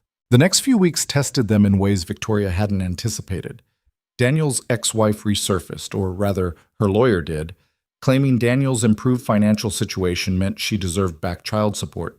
It was obviously a cash grab, but it tied them up in legal meetings and stress. Emma had nightmares about her mother coming back to take her away. Then the company had a crisis. A warehouse fire in Ohio, 3 workers injured, the media asking if Victoria had been distracted, if her personal life had affected her oversight. She spent 72 hours straight managing the crisis, making sure the workers were taken care of, overhauling safety protocols. When she finally came home, Daniel had kept everything running. Liam's homework done. Emma's school project completed. Meals cooked, house cleaned, both kids happy despite Victoria's absence. How did you do all this? She asked, exhausted beyond words. Same way you run a company, one thing at a time, and a lot of coffee. I couldn't do this without you. Yeah, you could. You did it for 2 years before I showed up, but you don't have to anymore. That's the point. Victoria started crying. Exhaustion and relief and gratitude all tangled together. Daniel held her while she fell apart, then put her to bed like a child. She slept for 14 hours straight. By November, things had settled into a new normal. The media attention faded. The legal issues with Emma's mother resolved when the judge threw out the case. The warehouse reopened with better safety measures. Daniel aced his midterms. Liam made the honor roll. Life wasn't perfect, but it was good. Thanksgiving arrived cold and clear. Victoria had initially planned something elaborate, catered dinner, formal table settings, the whole production. But Daniel had other ideas. "Let's cook," he said. "The four of us. Make it a family thing." So they did. Liam and Emma were put in charge of making pie, which turned into a flower fight that left the kitchen looking like a snow globe. Daniel handled the turkey. Victoria attempted mashed potatoes and only burned them a little. They laughed more than they cooked, made more mess than food, and it was perfect in its imperfection.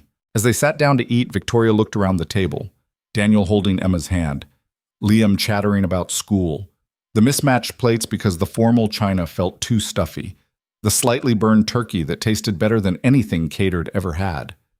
This was what she'd been missing. Not perfection, not the Instagram-worthy life. Just this, messy, chaotic, real. "What are you thankful for, Mom?" Liam asked. Victoria's throat tightened. "You and this family and second chances?" "I'm thankful for dinosaurs," Liam declared. "I'm thankful we don't live in the old apartment anymore," Emma said quietly. Then looking at Victoria, "And that you let us stay." "I'm thankful for all of you," Daniel said, "and for the fact that I'm not eating ramen for Thanksgiving." They ate until they were stuffed, then collapsed on the couch to watch football. Victoria dozed off with her head on Daniel's shoulder, both kids curled up between them, and thought about how far they'd come from that February afternoon. How much had changed, how much had healed. December brought new challenges. The holiday season meant parties, events, all the social obligations Victoria couldn't avoid.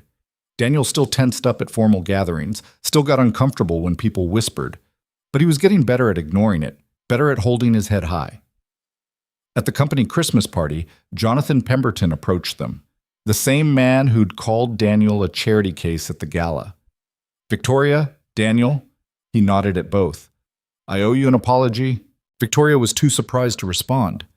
"I was out of line at the fundraiser," Pemberton continued. "Said things I shouldn't have. I've been watching how you've handled the media circus, the business crisis. You've been solid, both of you." "Thank you," Daniel said evenly. After Pemberton walked away, Victoria turned to Daniel. "Did that just happen?" "I think he actually apologized. Hell must have frozen over." They laughed, and Victoria realized something had shifted. The whispers hadn't stopped, but they'd changed, from mockery to grudging respect. People were starting to see what she'd seen all along, that Daniel wasn't using her, that their relationship was real, that love didn't require equal bank accounts to be valid. Christmas Eve, Daniel did something Victoria didn't expect. He gathered everyone in the living room, Victoria, Liam, Emma, and pulled out a small box. "I know we've only been together since summer," he said. "I know this is fast, but I also know I've never been more sure of anything." Victoria's heart stopped. Daniel got down on one knee. "Victoria Hale, you saved my life. Not just by giving me a job, but by seeing me when I felt invisible, by believing in me when I'd stopped believing in myself. You and Liam, you're my family now, and I want to make it official." He opened the box. The ring was simple, nothing like the massive diamond Michael had given her, just a small sapphire surrounded by tiny diamonds. "It's not much," Daniel said, "but it's what I could afford without your help. I wanted it to be mine, something I gave you, not something you paid for." Victoria was crying. "It's perfect." "Is that a yes?" "Yes, absolutely yes." Liam and Emma erupted in cheers. Daniel slipped the ring on her finger, pulled her into a kiss while the kids tackled them both. They ended up in a pile on the floor, laughing and crying and completely, messily happy. "Are you going to have a wedding?" Emma asked. "Eventually," Victoria said, "but nothing fancy, just family." "And can I be the flower girl?" "Absolutely." "Can I be the ring bearer?" Liam asked. "And can we have chocolate cake instead of regular cake?" "We can have whatever cake you want, baby." That night, after the kids were asleep, Victoria and Daniel sat by the Christmas tree. The lights cast soft shadows across the room. Everything was quiet, peaceful. "I never thought I'd have this," Daniel said softly. "A family, someone who loved me, a home. I never thought I'd want it again. After Michael, I thought that part of my life was over." "You miss him?"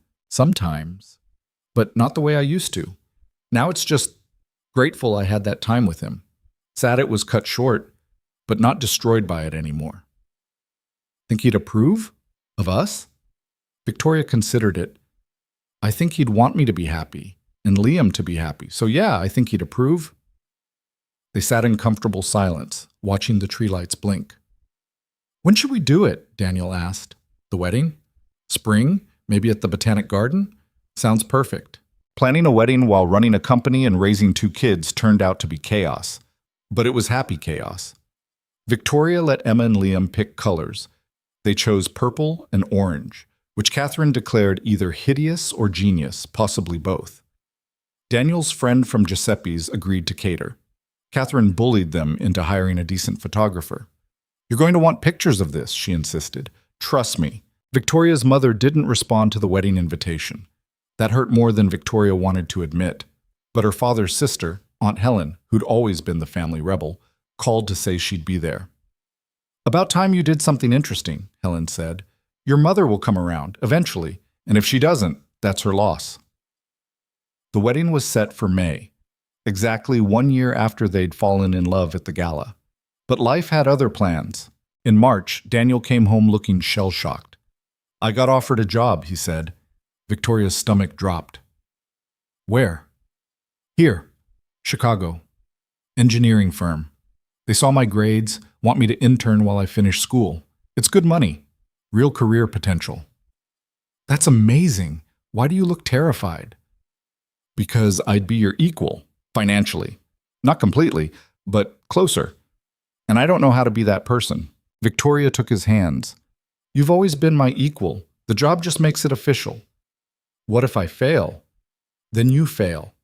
And we figure out what's next, together. Daniel pulled her close. How are you so sure about everything? I'm not. I'm terrified most of the time. But I'm more scared of not trying. He took the job. May arrived with perfect weather. The Chicago Botanic Garden was in full bloom, tulips and peonies and roses creating a riot of color. Victoria had insisted on a small wedding, just close friends, immediate family. No media, no spectacle. Catherine was Victoria's maid of honor. Daniel's friend Marcus from Giuseppe's stood up as best man. Liam and Emma walked down the aisle together, arguing quietly about who was supposed to go first, making everyone laugh. And then Victoria walked down the aisle. No father to give her away because hers had refused to come, but Aunt Helen on one arm and Liam on the other. Daniel stood at the end, wearing a suit he'd bought himself, crying unabashedly. The ceremony was simple. They'd written their own vows. Daniel went first, his voice shaking. Victoria, you saw me when I was invisible. You loved me when I felt unlovable. You gave me a family when I thought I'd lost my chance at having one.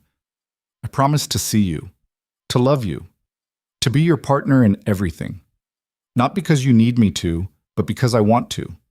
Because choosing you every single day is the easiest decision I've ever made. Victoria was already crying. She took a breath, tried to steady her voice. Daniel, you saved my son, but more than that, you saved me. You reminded me that strength isn't about doing everything alone, that asking for help isn't weakness, that love, real love, isn't about perfection or status or any of the things I thought mattered. It's about showing up, being present, choosing each other even when it's hard, especially when it's hard. And I choose you, today and every day after. The officiant pronounced them married. They kissed while Liam whooped and Emma giggled and Catherine sobbed openly. The reception was held under a tent by the Japanese garden. Dinner was Italian food from Giuseppe's, the same restaurant where Daniel had worked, where this story had really begun. They'd hired a local band that played too loud and slightly off-key. Emma and Liam danced until they could barely stand. As the sun set, Victoria and Daniel snuck away to a quiet bench overlooking the water. The party continued behind them, but here it was just the two of them. We did it, Daniel said. We really did. Think we'll be okay. Long term? Victoria leaned her head on his shoulder. I think we'll fight and struggle and probably mess up a lot, but yeah, I think we'll be okay. That's not very romantic. It's realistic. Romance is easy. Showing up every day, doing the work, choosing each other when it's hard. That's love. Daniel kissed her temple. When did you get so wise? I learned from a guy who gave his lunch to a scared kid in an alley. They sat there as the light faded, watching the water, listening to the music and laughter from the reception. Two broken people who'd found each other. who'd built something real from the wreckage of their separate lives. It wasn't a fairy tale. There was no magical ending where all their problems disappeared. Daniel still struggled sometimes with feeling out of place in Victoria's world. Victoria still worked too much. Emma still had nightmares. Liam still missed his father, but they had each other. They had their messy, imperfect family. And that was enough. 3 months after the wedding, Victoria launched a new initiative through her company. A program for struggling single parents, job training, childcare assistance, mentorship. She put Daniel in charge of developing it. "This is what you've been preparing for," she told him. "Use your experience. Help people the way I helped you." The program started small, 20 families the first year, but it grew. By the second year, they'd helped 200 families, created jobs, provided stability, gave people the same chance Daniel had gotten. One afternoon, Victoria came to observe an orientation session. She watched Daniel speak to a room full of tired, desperate parents. Watched him tell his story, the 3 jobs, the studio apartment, the fear of failing his daughter. Watched their faces change from skeptical to hopeful. Afterward, a woman approached him. Single mother, 2 kids, barely making rent. "You really think this can work?" she asked. "People like us don't usually get chances like this." Daniel smiled. "A year ago, I was washing dishes and wondering if I'd ever be more than exhausted. Now I'm married to an amazing woman, finishing my degree, and running this program. So yeah, I think it can work if you're willing to try." The woman signed up. So did 30 others that day. Victoria watched from the back of the room, her heart full. This was why they'd struggled through all the judgment, all the whispers, all the difficulty. Not just for themselves, for this. For the chance to show other people that circumstances didn't define you, that you could build something better. That night, they had dinner as a family. Liam complained about his math homework. Emma showed off a drawing she'd made in art class. Daniel helped with dishes while Victoria tried to explain algebra to a frustrated 7-year-old. Normal. Beautifully, perfectly normal. After the kids were in bed, Victoria found Daniel in his home office, working on program proposals. "You should sleep," she said. "Just finishing this up. We've got 3 more companies interested in partnering. You're going to change a lot of lives." "We're going to change a lot of lives. This was your idea." "But you made it real." Victoria wrapped her arms around him from behind. "I'm proud of you, in case I don't say it enough." Daniel turned in her arms. "You say it plenty. And I'm proud of you too. For building this company. For being an amazing mother. For taking a chance on some broke guy in an alley. Best decision I ever made." They stood there in the quiet house, holding each other, while Chicago hummed outside their windows. 2 years ago, Victoria had been drowning. Daniel had been surviving. Now they were living, really living. The road hadn't been smooth, it wouldn't be smooth going forward. There would be more challenges, more judgments, more moments where they'd have to choose each other over the easy path. But they would choose each other. Again and again. Because that's what love was. Not the soaring moments or grand gestures, but the daily decision to stay, to try, to believe that together was better than apart. Victoria thought about that February afternoon, about Liam chasing a pigeon into an alley, about Daniel giving up his lunch without hesitation, about how one small act of kindness had rippled outward, changing everything. She thought about all the people who'd told her she was making a mistake, who'd said Daniel was using her, that she was throwing her life away, how wrong they'd been. Because this messy, complicated, beautiful life they'd built, this was everything. The kids were happy. The family was whole. And Victoria finally understood what Michael had tried to tell her all those years ago. That success wasn't measured in dollars or status or what other people thought. It was measured in moments, in laughter around the dinner table, in small hands holding yours, in the quiet certainty that you were exactly where you belonged. She'd found that. They'd found that. Together. And in a world that often felt cold and transactional, where kindness was rare and genuine connection even rarer, they'd built something that mattered. Not despite their differences, but because of them. Not by following the rules, but by writing their own. They'd taken the worst moments of their lives, loss and poverty and desperation, and transformed them into something good, something lasting. That was the real story. Not a fairy tale about a billionaire and a poor man falling in love, but a story about 2 people who'd been broken in different ways, finding each other in the wreckage. about choosing love over fear, about believing that everyone deserves a second chance at happiness, about understanding that sometimes the best things in life come from the most unexpected places, that kindness creates kindness, that one moment of genuine humanity can change everything. Victoria had learned that the hard way. So had Daniel, but they'd learned it together. And now, through their program, through the way they lived their lives, they were teaching it to others, showing struggling parents that there was hope, showing their children that family wasn't defined by blood or circumstances, but by choice and love and showing up every single day. The journey from that alley to this moment hadn't been easy, but it had been worth it. Every difficult conversation, every moment of doubt, every time they'd had to choose each other against the world's expectations, worth it. Because at the end of the day, Victoria had everything she'd been missing when she stood in that corporate boardroom, drowning in success but starving for meaning. She had love. She had family. She had purpose beyond profits and quarterly reports. She had Daniel and Liam and Emma, and a life that felt real in a way nothing had felt real since Michael died. That was the gift Daniel had given her in that alley. Not just keeping Liam safe, though that would have been enough, but showing her what genuine kindness looked like. Reminding her that there were still good people in the world, people who helped without expecting anything in return. People like Daniel, people like the man she'd married, the man who still, even now, sometimes couldn't believe this was his life.